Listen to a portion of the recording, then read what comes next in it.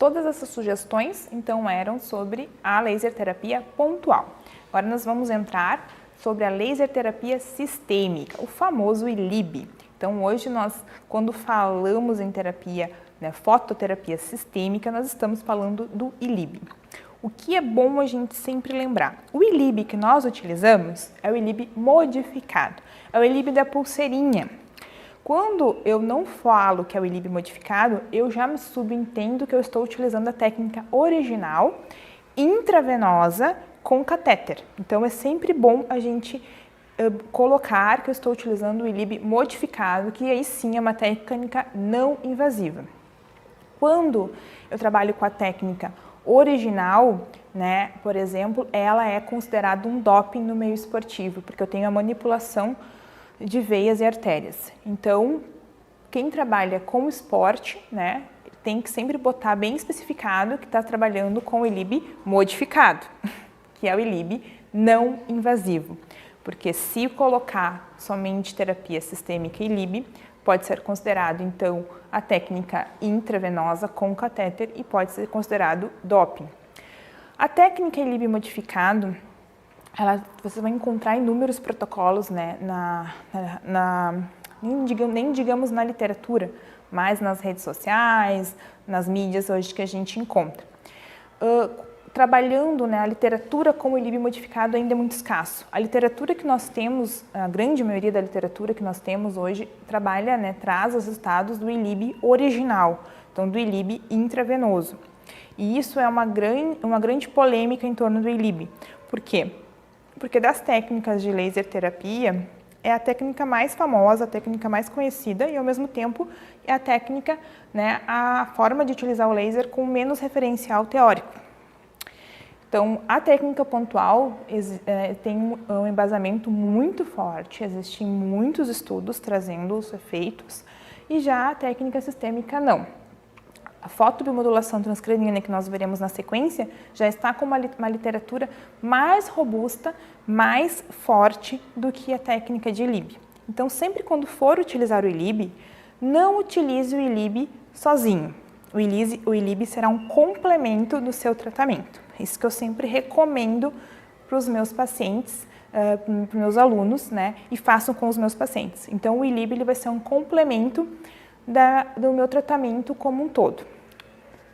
O que o ILIB vai te favorecer, o que ele vai te trazer?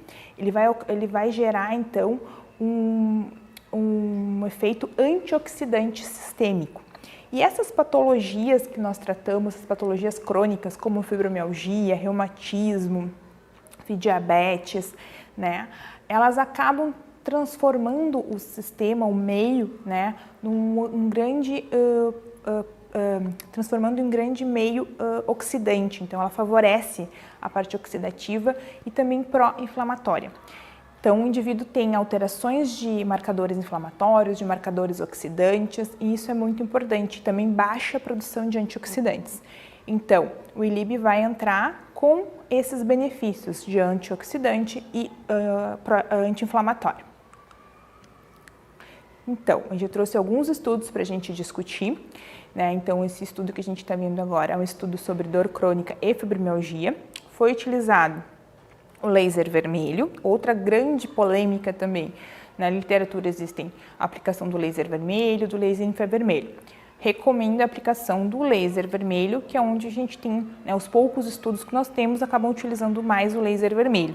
Existem alguns estudos em andamento fazendo a comparação do ILIB vermelho e infravermelho, que mais à frente a gente vai poder chegar num consenso qual dos dois é o mais indicado para qual patologia. Então, laser vermelho, a aplicação foi uma aplicação arterial e foi a técnica invasiva original. Então, esse estudo para dor crônica e fibromialgia. Foram realizados 10 dias consecutivos, outra característica do ILIB, que você tem que aplicar em dias consecutivos, ou 3 vezes na semana. Então, tem que ter uma assiduidade maior, Então, às vezes, um paciente que vem 2 vezes na semana, você vai ter que, quando optar por aplicar o ILIB, tentar transformar no mínimo 3 vezes, nessa frequência de no mínimo 3 vezes. A aplicação foi de 20 a 30 minutos. né? E aí o que gerou nesse estudo a aplicação do ILIB? Aqui a gente está falando somente do ILIB, da aplicação do ILIB. Aqui diminuiu o uso de analgésicos por esses pacientes. Então, né, a gente atribui essa diminuição do uso dos analgésicos pelo efeito modulatório na dor.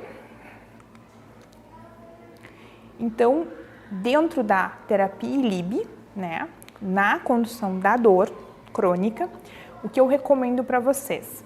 No mínimo, tá? Uma aplicação de 3 vezes na semana, fechando um total de 10 aplicações consecutivas, certo?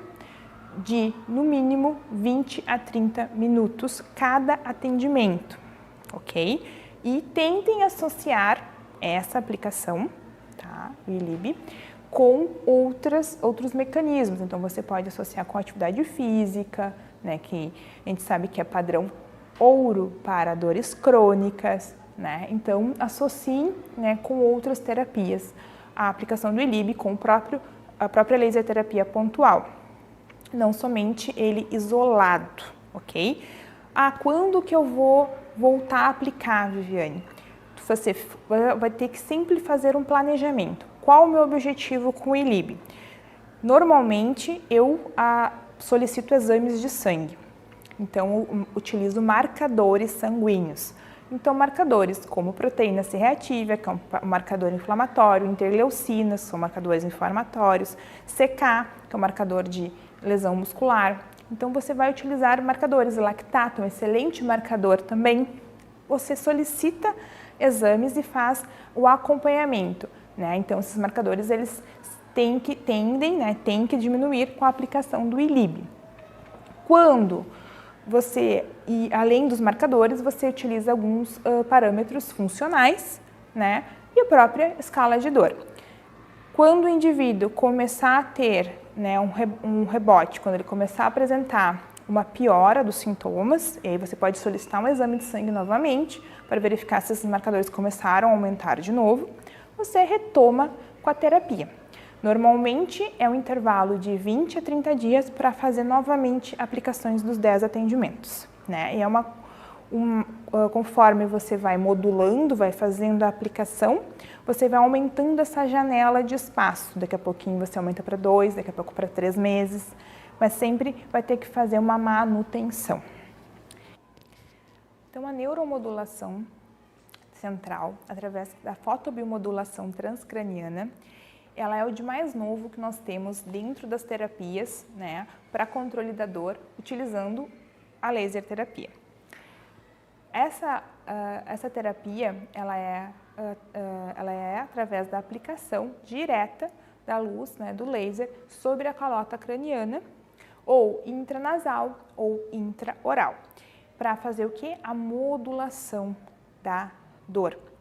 Então, o que nós vamos gerar com esse estímulo direto, né, no nosso sistema nervoso central? A gente vai gerar aumento, né, da circulação, da circulação periférica ali do nosso sistema nervoso.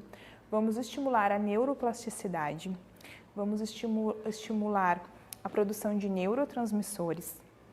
A gente vai ter uma inibição do processo inflamatório ali, vai melhorar o ambiente, favorecendo então a condução nervosa, fazendo a condução a conexão, né, entre os neurônios, aumentando as sinapses entre os neurônios, fazendo com que diminua a apoptose neural, né, e diminuindo a neurotoxicidade neural. Então, a gente vai ter um favorecimento gigante do sistema nervoso central com a aplicação. Mas não é a aplicação em qualquer lugar, a gente vai ter que ter a aplicação na região específica da dor, né? E qual é, então, a região específica quando a gente trabalha da dor? Então, a gente, quando trabalha com a estimulação, com a neuroestimulação central, a gente tem que estudar o sistema F1, né? Desculpa, o sistema 10-20. O sistema 10-20 é o sistema que a gente utiliza para marcar o cérebro, para fazer, por exemplo, um encefalograma.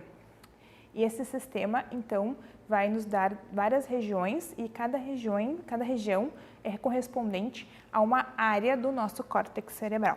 Então, a área que nós vamos trabalhar muito com a dor é a área, né, chamada de M1. A M1, né, é uma área bem central, então a gente divide o nosso crânio em 4 partes, depois na parte prática vou mostrar melhor para vocês.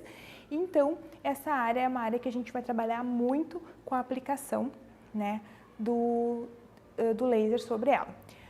É ainda uma área que você tem que praticar para conseguir encontrá-la, então recomendo muita prática para conseguir achar exatamente essa área. A aplicação em M1, né, é de 1 a 4 minutos, a gente vai estimular essa área.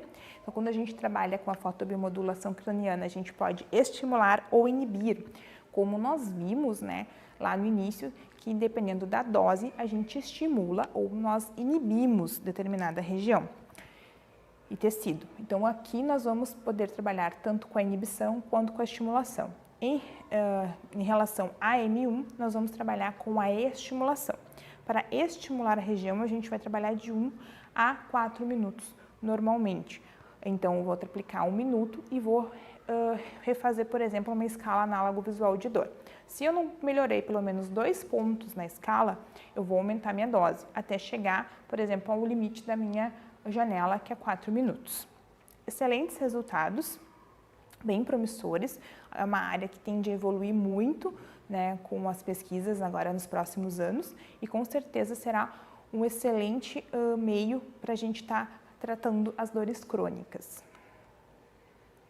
Agora nós vamos para a parte prática, ver como manusear os equipamentos, como aplicar em determinado tecido.